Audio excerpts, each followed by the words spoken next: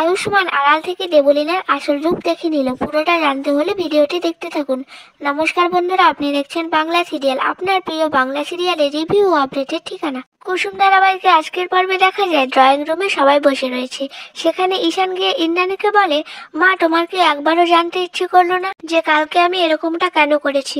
তুমি আমাকে শাসন করেছো, তাতে আমি কিচ্ছু মনে করিনি, কারণ সেই অধিকার তোমার আছে। কিন্তু আমার কালকে ওই অবস্থা কেন হয়েছিল সেটা আজ আমি তোমাকে বলবো, তারপর তুমি বিচার করে দেখো আমি কি ভুল করেছি। ওদিকে দেবলীনা তো চিন্তায় পড়ে যায় আর মনে মনে বলে, ঈশান যদি সত্যিটা বলে দেয় তাহলে তো আমার বিপদ হয়ে যাবে। ঈশান যখন সত্যিটা বলতে যাবে তখনই দেবলীনা গিয়ে ঈশানকে আটকায় আর বলে, ঈশান, তোমার যা বলার তুমি বলো, কিন্তু নিজের অন্যায়টা স্বীকার করতে শেখো।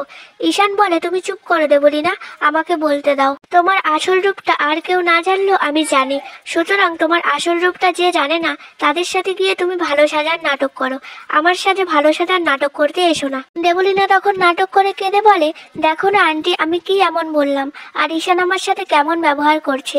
রাজ তখন বলে, তোমার ভাবি বউয়ের সাথে ঠিকমতো কথা বলো ঈশান।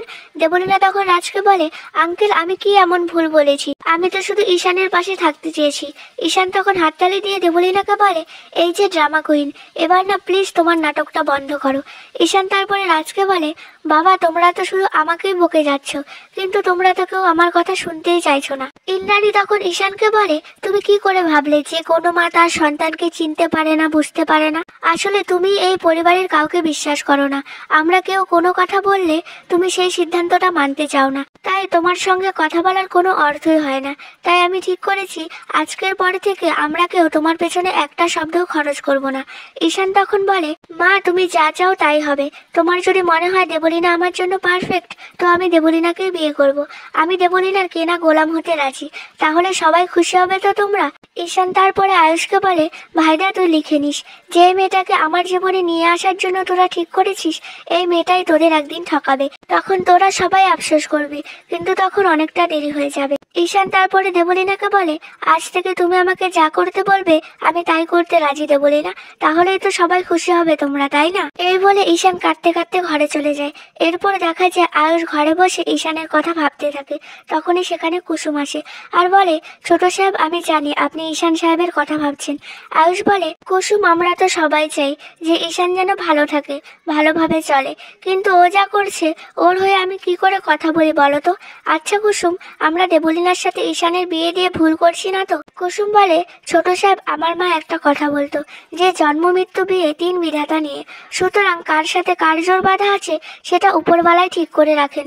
তবে ঈশান সাহেবের কার সাথে ভালো থাকবেন সেটা সিদ্ধান্ত আমাদের নেওয়া উচিত নয়, সেটা ঈশান সাহেবের সিদ্ধান্ত।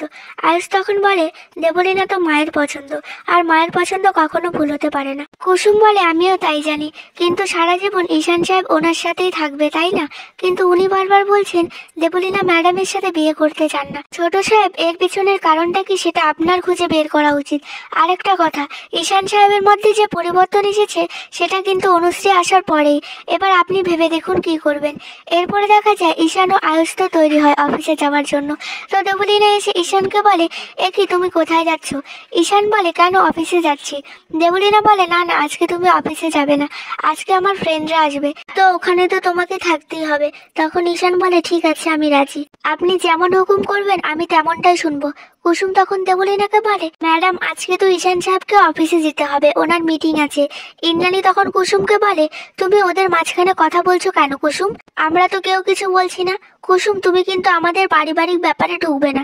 কুসুম তখন বলে, ক্ষমা করবেন দেবীমা। এরপর সবাই বেরিয়ে যায় অফিসে যাওয়ার জন্য।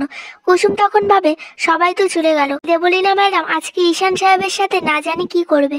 তখনই দেবলীনা কুসুমকে বলে, এ কি কুসুম, তুমি দাঁড়িয়ে আছো কেন? রান্নাঘরে যাও, খাবার তৈরি করো। তুমি শুনতে পেলে না আজকে আমার ফ্রেন্ডরা আসবে? কুসুম তখনই রান্নাঘরে চলে যায়। এরপর তো দেবলীনা দেখে যে ঈশান সেখানে দাঁড়িয়ে আছে আর মনে মনে ভাবে, এই লুজারটাকে দিয়ে কি করানো যায়। তখনই ঈশানকে বলে, আচ্ছা ঈশান, তোমার কেমন মেয়ে পছন্দ বলো তো, আমিও সেই রকম হয়ে উঠবো। অনুশ্রীকে তোমার তো খুব পছন্দ, তাই না? তবে আমিও ওর মতো সাজগোজ শুরু করব।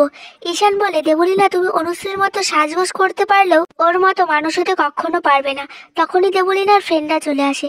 দেবলীনা ঈশানকে বলে, এ কি তুমি বসে আছো কেন, যাও আমার ফ্রেন্ডদের গিয়ে নিয়ে এসো। ওদিকে আয়ুষকে দেখা যায় সে তো আড়াল থেকে দাঁড়িয়ে সবটা দেখতে থাকে। দেবলীনা ঈশানকে ওর ফ্রেন্ডদের সাথে পরিচয় করিয়ে দেয়, এরপর ওদের বসতে বলে।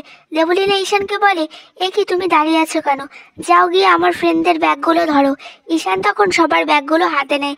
দেবলীনা ঈশানের কাছে গিয়ে ব্যাগগুলো নিয়ে ঈশানের গলায় ঝুলিয়ে দেয়, আর সবাই মিলে হাসাহাসি করতে থাকে। দেবলীনা তখন ঈশানকে অপমান করার জন্য যা নয় তা বলতে থাকে। তখনই সেখানে কুসুম শরবত নিয়ে আসে, তখনই দেবলীনা কুসুমকে ধাক্কা মারে। ওদিকে আয়ুষ তো এসব দেখে মনে মনে বলে, দেবলীনা এত নিচু মানসিকতা, আমার ভাইকে আর কুসুমকে সবার সামনে এইভাবে অপমান করছে। আর এখানে আজকের পর্বের সমাপ্তি ঘটে। তো কেমন লাগলো বন্ধুরা আজকের এপিসোড? ভিডিওটি ভালো লাগলে পেজটি লাইক ও ফলো করে পাশে থাকবেন। এতক্ষণ মনোযোগ সহকারে ভিডিওটি দেখার জন্য ধন্যবাদ।